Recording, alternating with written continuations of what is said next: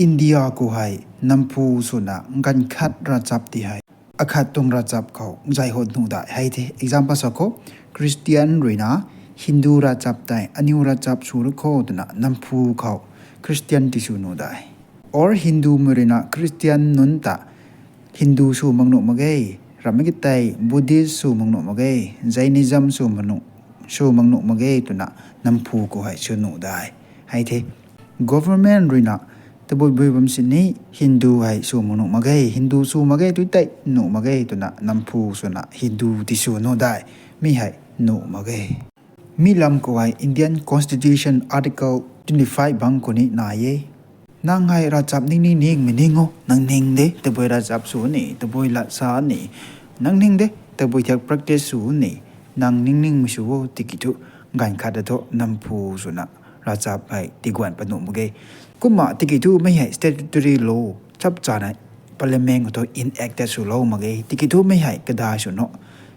นะต้อง state ก็ต้องนายจำภาษาไปกันกูไว้โอดิชาชัตติสกร์มัธยประเทศอรุณาชลประเทศกุจราตหิมาจัลนี่ตาบันนาย state ลูกนายพูดด้วยท้อไม่ต้อง law ให้จับจาน enact สู่เทศาไม่กิทู pass สู่นะatao ตัดบัมตรงเทติกิทูatao national level สมัยตัว all India ส่วนตัวไม่ต้องรอให้จับจานpass เรามาเกที่กี่ทู article 25บางก็ได้ interpretation สูบไปกันก็ไว้สูบปัดตรงนั้นเดตัวบริษัทจะไปกันก็ article 21ก็สมัยตัว right to life and personal liberty ใช่นะ article 21นี่สมัยกี่ทูนั่งนิ่งเดนั่งให้ตัวบริ religion practice สูนี่ตัวบริทักสูนี่นั่งปันตีให้นั่งตรง freedom เดให้เดเขาที่ก็ฮินดูสุนีเท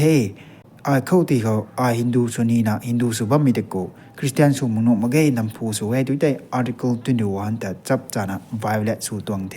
ไม่ให้ fundamental rights จับจานะ violate สู่เทอาคัดด้วยนะแต่บุษบาไปกันก็ให้ article 25คนไหนนะสิ article 25คนนะ28ฝ่าให้ราจับลำคนไหนนะ Indian Constitution fundamental right บางก็ให้Article 25 rina sami to the boy jod be gan go hai right to freedom of religion hai de rachap ning ka ngai nang tong freedom de hai de ji mai tong article 25 rina sami hai ko me tu tai hai christian suni de christian suni na subam go tai gan kha rina ramitai state rina ramitai government rina ata hindu su mong no magai tu tai right to freedom of religion sabami haiเกงมักไม่ตวงดีเทกระบะมักไม่ตวงดีเทก็ไม่ใช่กรณีนะแต่บ่อยบำสินี้กันขัดที่ให้กันขัดตรงราจับก่อนแป๊บมึงหนุ่มมังเกยก่อนปั๊บมังเกยได้กุมสุปนี่แต่มีแต่ทอกแต่บ่อยน้องนั่นสินี่โลเลยนะหนุ่มมังเกยอาคัดด้วยนะแต่บ่อยโจ้แต่ไปกันกูให้อันนี้จู่เว้อินเดียให้ secular state เด้ตัวน่ะบ้าไม่ได้จู่คงเงินนี่ไง secular state จะไม่กระบะทอกแต่บ่อยโจ้แต่ไปกันกูให้อินเดียให้อินเดียตรงราจับชุนมาเกยให้ที example สักก็ปากีสถานก็ไม่อัฟกานิสถานก็ไม่ทอจับจานะนายเดมุสลิมตัวน่ะนายเดอิสลามนี่ที่กี่ทูอินเดียทอให้ตามมาเกยอินเดียตรงราจับไปฮินดูเทอินเดียตรงราจับไปคริสเตียนเทอินเดียตรงราจับไปบุดิซึมเทเจนิซึมเททำไมตรงมาเกยมีทอสเตทรินะแต่บ่อยน้องนี่สินะตีเล่ามาเกยนางตัดมันจะตัดทอทำไมตรงนายราจับลำก็ไว้ state รินะปัก interfere สุนิทอมาเกยกุมาขัดด้วยนะแต่บ่อยโจทย์ไปกันก็ไว้ article 25เลย21บางก็สามีให้กรมสาบจะไปกันก็ให้อินเดียมี the constitution article 25รินะสามีทุ right to freedom of religion ให้เทนางให้คริสเตียนสุนีเทติกิทุนางคริสเตียนน่ะมาเกยฮินดูบัมตัวนางไงฮินดูตัวบัมเมติกิทุคริสเตียนตัวสุนีเทให้เทก็แม่ตัวใหญ่ไม่ปูไว้คริสเตียนสู่ขังกันเฮงเดทำไมตอนนี้นี่มีตากระโดให้ทีก็แม่ตัวใหญ่ฮินดูกรีนะคริสเตียนสู่ไปกันไงกระตุ้งฟรีดัมเดให้ที article 25บางก็นายมีให้ก็มา article 21บางก็เกี่ยนนายตัวบุญชอบไปกันก็ไว้ right to life and personal liberty ให้ทีกันเฮงเดตัวบุญสุบัมสินี้ก็มาสุนีนี่เนี่ยก็มาสุบัมโด state violate สู่ไม่ตัวใหญ่ก็ไม่ติดใจ article 21บางก็นางให้ฮินดูบัมเท or นางให้คริสเตียนบัมเทนางให้คริสเตียนสุบัมเทนะที่กี่นางให้ฮินดูสุนีเทเขาที่ใหญ่งานขั้นนั่นเลยสินะทิ้งหนูมาเก kemai tan hi tai gado hai dida article 21 le article 25 ko sa mi hai kuma article 25 hai next by next one by one na sa kai jaw pani number 1 go to tabui sa bo to bigai ko hai freedom of conscience hai te article 21 bang ko de mi hai tabui sa tiong cho to bigai ko hai nang hai tabui ra chap any ra chap tai nang hai lum na bam khang khoti hai nei la na bam khang ka chap ta na bam khang mi ti hai nang lum ni mai lum kang hai nang hing de nang tong freedom de hai te ai Christian ning te Hindu ning te Islam ning te ramitai Buddhist ning te Zen ning te tuna gan akhat na ruina sini tekno mage tamai tarida mai hai freedom of conscience bangko ai article 25 ko nai mai article 25 bangko ai number 2 krina right to profess mi hai tabu zo to began ko hai nang lum na ba mi ti hai nang rina taba mi tung chap nang rina taba mi tung ra chap ti hai mun sai nan ho ko ai Christian the ai Hinduism ning the ai to bi sa ko to hai ko me ra chap ning the tu na kan di mi ko sa bam kong hai freedom de ko mi sa ryo lamo na sa no mage kuma ai Christian de sa ko ai Christian subam te na nei ra na mun sai nan ho ko kuma Christian lam ni labam no de ragwak no na nang ta talaw mi tong testimony ni labam no de ragwang rina nang ta hai phau gai mi sura we ta mai tani rabam no de ragwang tung lam gai mi ni sabam no de ai Christian te ai Hindu te ai hai ko meaning te tuna kan di mi gai ko baw na sabam kang hai nang tong right de nang tong freedom de mun ko te mun sai gai khat na si ni disturb su no mage kadai tho state ta sa tong ni sa me tho government ta sa tong he kadai tho government ta sa ba kan ko gai police ta ni ka jaw the any minister ta ni ka jaw the kuma akhadirina article 25 bang ko hai right to practice samme tho to bui zo to bui gan ko hai kamai hai Hindu mi ra chap ko hai to bui practice aju nai bo rituals aju nai bo nau swat be gan ko kom khang ramitai kangom ko kum ka ngai hai ju nai ni hai ko mi ka za nai Hindu min nan thairan te mai gi thu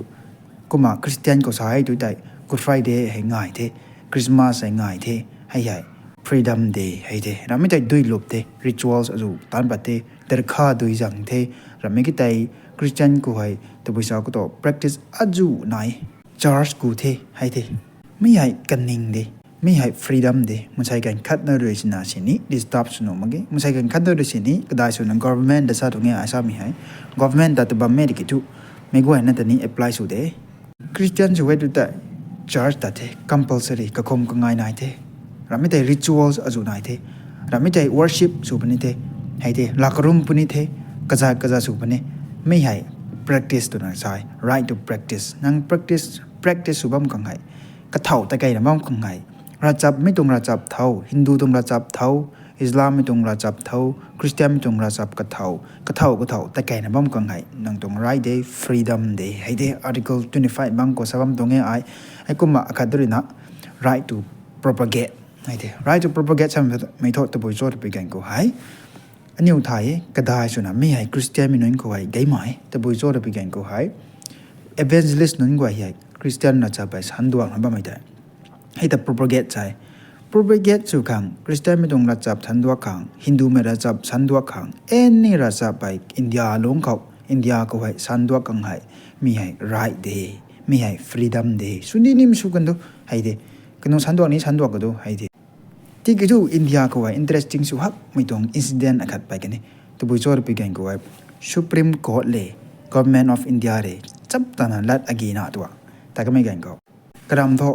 Christian mera cha bhai ning tu ning bam do nang no hai practice ni su bam do ramitai disu ram gai to bui ram gai ni sa an dau bam do tikitu sanduak rio to mai da case nai to sanduak rio hai di daไม่ต้อง problem ไหนที่ไม่ถอด Supreme Court ก็จับจานกูก็ทำนะกู adapt นะคริสเตียนไม่ปูเลยนะกบดาวโบแต่ไปกันก็หายคริสเตียนไม่ปูให้กระเทาะขัดหน้าดาวนะซ้ำไม่กี่ทุกแต่บุยโซ่แต่ไปกันเขา Article 25 ก็ให้ right to freedom of religion ไหนเท่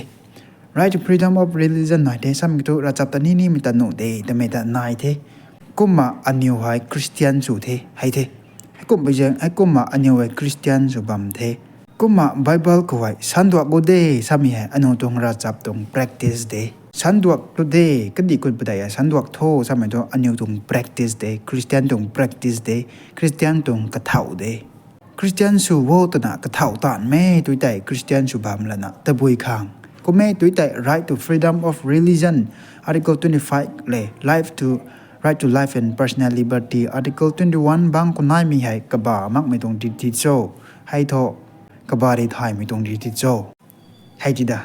คริสเตียนราจับโตสุบัมโดติกิทู preaching สุริโอสามิโทคริสเตียนดสุบัมโดกะเถาตานริโอสามิเรกะจัมเทคริสเตียนสุมังเมเรกะจัมเทก็ไม่จุดแต่ right to freedom of religion สามีใหญ่กบ่ามักไม่ตรงที่เท preaching สุริโอสามิโทคริสเตียนสุริโอตัวเรกะจัมเทแต่ไม่ตรงไอเดียดาก็ไม่แจ้งใครนะฉันดวกไม่ใหญ่อันนี้ตรงราจับไป importance สุเลี้ยงไม่ได้คริสเตียนก็โทฉันดวกไม่ใหญ่importance สุเลี้ยงไม่ได้ฉันดวกมีให้กระเถาได้เลี้ยงไม่ได้ราจับสมัยก็คริสเตียนราจับสมัยกิวฉันดวกไม่อาจกินเทให้กุมากระเถาตอนเรียวบ้าไม่โตคริสเตียนสุริโท right to freedom of religion ให้มาเคตัวไม่กบ้าเลยกันจำที่โจตัวไปกันก็ให้อุปายมากนะ Supreme Court นะหนูเราได้ตรงเทฉันดวกไม่ให้กุมไปแจ้งกรณีอินเดียคนประเทศให้คริสเตียนราจับบังกโดฮินดูราจับบังกโดอิสลามบังกโดแต่บุยราจับบังกโดราจับสมัยกวยอินเดียคนประเทศก็ไว้ฉันดวกคงให้หนูเดที่กี่ทูนำผู้นำแรงส่วนนางไม่ตรงราจับใบโหดมึงหนูมาเกยนางไม่ตรงราจับใบกว่ามึงหนูมาเกยตัวนั้นเทียมน่ะสู้ไม่ได้ให้เด็ดทอหนูมาเกย or 3 ตันสู้น่ะสู้ไม่ได้3 ตันสู้ไม่plus เทียมนะสู้ไม่ได้ทอตะบอยนุ่งนะสินี่หนูมาเกยตะบอยบังเขา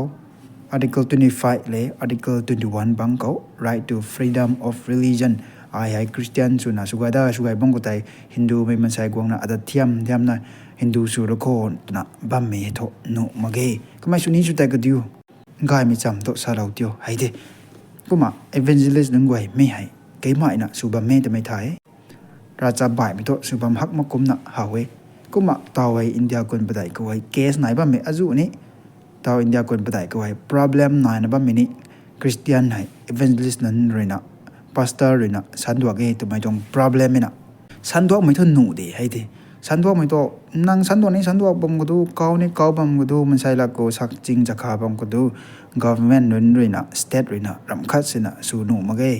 กลัมโตไม่โตคริสเตียนตรงราจับดิเกไม่โตคริสเตียนตรงราจับตรง practice เดกระเถาตานบัมตรงเดสันดวกเลี้ยวตัวเอตัวแต่คริสเตียนสุริโทสามีเรอินซัมเทให้ดีดาก็ไม่ตัวแต่ right to freedom of religion สามีใหญ่พักยีเตก็มาถ้าก็ไม่สันดวกนั้นบัมไม่กวยให้สันดวกแล้วสันดวกหนูเตติกิทูนำผู้สุนัขอันนี้ตรงราจับสุรโคตัวน่ะสุนุมาเกแค่ตัวสุนี้สุบังก็ตัวสุจิตายกันอยู่ก็มาakhatด้วยนะแต่ผู้ชอบไปกันก็ไว้ไม่ article 25บังก็สามีให้ article 25และ21บังก็สามีให้นางให้คริสเตียนสุเทก็ไว้ฮินดูสุนี่เทไม่ให้นี่ state หรือนะรำคัดสินะสุนี่ตัวมาเกยไม่ให้ fundamental right day ตอนนี้แต่กันดิวลมนี้ลมกันดิวนิ่งนี้ตัวนิ่งกันดิวให้เทฉันดวกนี้ฉันดวกกันดิวติดตัวนำผู้สุนัขใจเขาดิวนั่งตรงราจับเขาให้เดบ่ายๆไม่นิ่งแต่กันดิวแต่บอย practice นี่สุบังกันดิวราจับฉันดวกบ่มีตัวอิสุคริสตานะสาราวมิลาเดก็ไม่เจงกรีนะฉันดวกนี้ฉันดวกบ่มีดิวฉันดวกบ่มีให้ตัวกันอยู่ตรงราจับติกิทูไม่ให้ absolute ตัวนั้นมาเกยเขาให้ restriction กันสักไหนแต่บอยชอบไปแข่งก็ให้กำมงกลำซ้ำมาเกยตัวใจ state เลยนั่นนี่ตันสูบนี่เดให้เด public order สามีกิทูแต่บอย restriction ชอบไปแข่งก็ให้ทุกกลุ่มไม่ให้ทุกกลุ่มไปตรง area ก็ให้ไม่ตัวกระจำเด็ดไม่ยังคนนะ problem ที่ไปได้ด้วยแต่ class ที่ไปได้ด้วยแต่ community กักก็ให้เขาที่ให้ state เลยนะตันสูบนี่เดให้เด state เลยนะกระเท่าตันปนี่เดแต่พอจักสูบนี่โซ่ทำไมต้องถ่ายมันแค่ restriction ตีปนี่เทสำหรับตัวรวยเดแล้วมันก็แต่อากาศด้วยนะ area อากาศก็ให้ noise pollution ก็ได้ที่สักก็ไม่ตรง area ก็ให้ก็มาไม่ตรง area ก็ให้ก็ตัว loud speaker เรานะง่ายแบบนี้เท